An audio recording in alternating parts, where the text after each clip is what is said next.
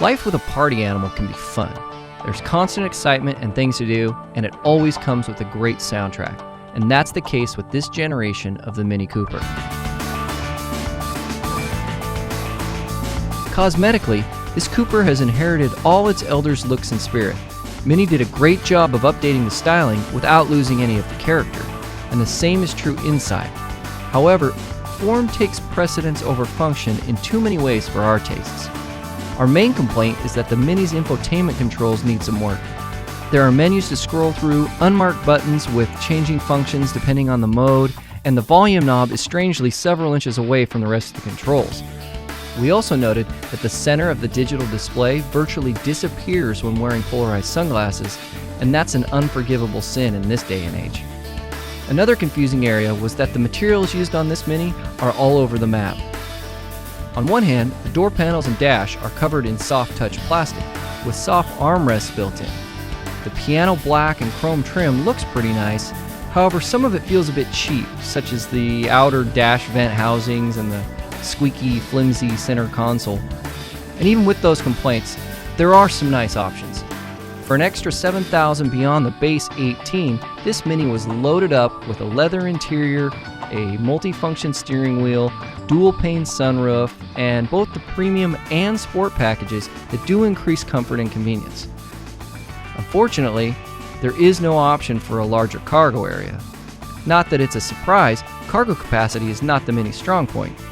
Anything more than a gym bag or two, and you're going to need to fold down the back seats, which is a better use of space than the rear seat anyway. It just isn't realistic to put two adults back there.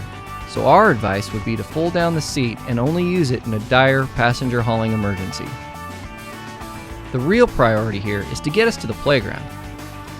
And when your mind is set in play mode, the Mini is an absolute blast to drive. Cruising down to the beach or up any twisty road, you've got a willing partner, and the Mini's virtues are unparalleled. The handling is tight, it's quick, it's responsive, and visibility is virtually unobstructed in any direction. And this makes driving an interactive experience. You become part of the scene. And as for parking, that's a snap. On the other hand, the engine noise is ever present, and we can't imagine that as a daily commuter. Our 1.6-liter four-cylinder engine produced 118 horsepower, and even with the 6-speed manual's short ratios and quick action, the Mini's far from fast. We found ourselves winding the engine out to redline just to keep up with traffic, and that's likely why we only got 27.3 miles per gallon, well below the Mini's 32 city rating.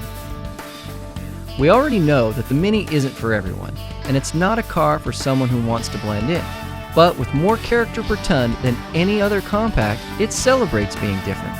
BMW's second-generation Mini Cooper retains all the elements that made it a success. It has go-kart handling, it has retro outside styling, and it's funky inside. And if that's your style, the Mini is everything you'd expect it to be.